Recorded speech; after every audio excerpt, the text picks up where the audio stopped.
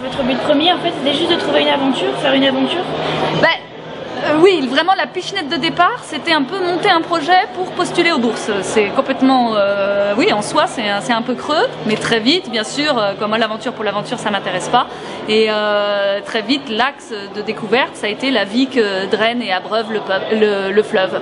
Donc à travers les peuples qui tirent leur subsistance de l'eau, les animaux qui y vivent et puis les différents écosystèmes que traverse le fleuve. Donc il y avait vraiment l'envie de découvrir, voilà, tout ce que le fleuve faisait vivre. Et est-ce que vous avez été satisfaite de votre envie de découvrir? C'était à ça que vous attendiez? Est-ce que vous avez découvert des choses? Vous ne s'attendiez pas du tout à ça? On s'attendait. Moi, généralement, je pars sans avoir aucune idée préconçue. Quoi. Je préfère partir sans comme ça. Voilà, tout arrive. Oui, bien sûr. Mais après, entre ce qu'on lit et ce qu'on vit, souvent, c'est bon. On savait bien sûr qu'on allait voir des crocodiles, des hippopotames, toutes ces bestioles, voilà, qu'il n'y a pas en France. Mais même, on a beau lire, voilà. Moi, je me dis, on va voir. Quoi. Je pars comme une page blanche, un peu, quoi. Voilà, à remplir avec les impressions avec ce qu'on verra. Et la question, c'était est-ce que j'ai été déçue ou quoi voilà, non. Alors à partir du moment où on n'attend rien, quoi. Sinon, on a des images d'Épinal, mais on sait que c'est pas ce qui va nous arriver. Voilà, on n'est jamais déçu. Et moi, j'ai été fascinée par la joie de vivre des gens, des différentes tribus qu'on a rencontrées au fil de notre descente. Leur mode de vie aussi, en complète autarcie, les pêcheurs qui vont pêcher pour le petit-déj tout de suite, quoi. Je veux dire, il n'y a aucune prévision, les gens vivent dans une espèce d'harmonie avec le temps qui a été fascinante à découvrir, une espèce de laisser-aller, de fatalisme des Africains qui est génial, très enrichissant pour nous par rapport au mode de vie qu'on a. Et est-ce que c'est un mode de vie que vous avez un petit peu pu adopter ou c'est carrément différent, c'est un voyage, c'est autre chose?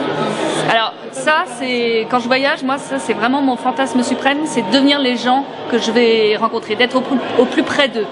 Là, on est parti avec des caméras, on est forcément, voilà, ça fait une barrière, c'est difficile de se fondre quand on est là pour ramener des images, c'est un vrai boulot sur place, il y a un travail à faire, donc c'est difficile de s'abandonner complètement. Ce que je peux faire si je voyage à pied dans n'importe quelle partie du monde, ou voilà. Avec des caméras, voilà, dès qu'il y a un truc sympa, on se dit paf, il faut le filmer, il faut poser la caméra, choisir le meilleur angle.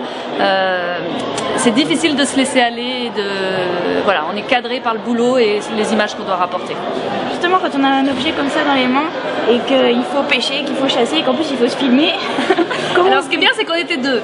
Donc à la rigueur, moi je pouvais tenir le truc et il y a mon coéquipier qui pêchait pendant ça, ou qui faisait semblant de pêcher. Mais non, voilà, mais c'est exactement ce type de matériel qu'on avait, une petite caméra hyper maniable à laquelle on avait greffé un micro d'ambiance parce que le micro de la caméra n'était pas suffisant. Et puis on avait bidouillé des prises jack sur lesquelles on pouvait brancher les deux micros HF. Et on avait aussi des GoPro qui nous servaient pour les rapides et tout ça. Voilà, parce que vous filmiez aussi en action quand vous étiez. Voilà.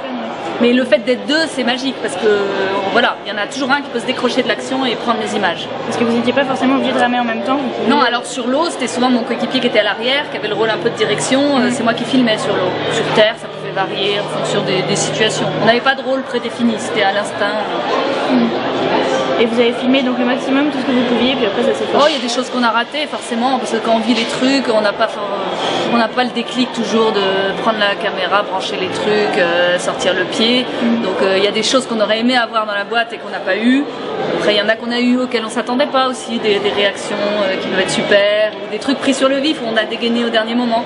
C'est étrange quoi. Je pense qu'on n'a pas eu tout ce qu'on voulait, on a eu des trucs qu'on voulait pas, on a eu des surprises, il y a des trucs chouettes qu'on a ratés, il y a des trucs qu'on pensait avoir ratés qu'on a réussi. Justement c'est peut-être pour ça qu'il faut filmer au maximum pour pouvoir avoir les moments inattendus. Parce que oui mais c'est lourd de filmer au max. Ouais.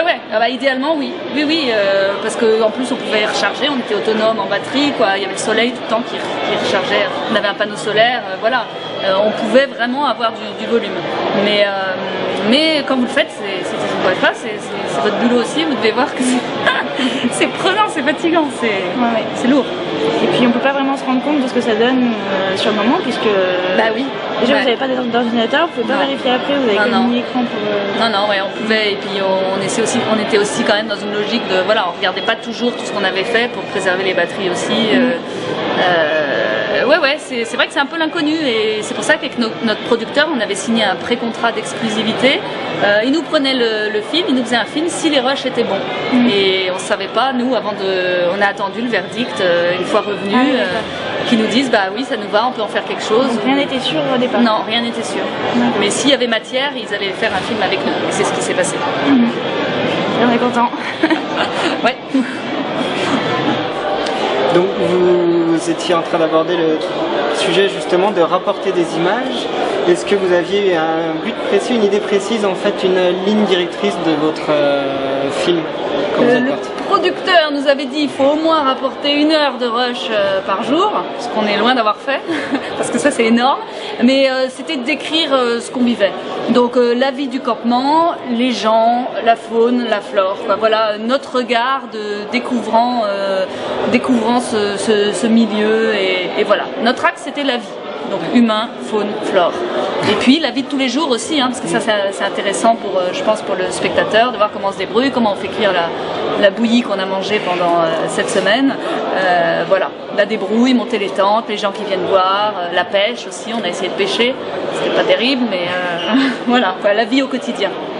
Super contente, c'était un beau périple, on s'est vraiment donné du mal et on est arrivé à notre but. Donc de la joie. Voilà, et de la satisfaction d'avoir réalisé notre objectif. Ravi.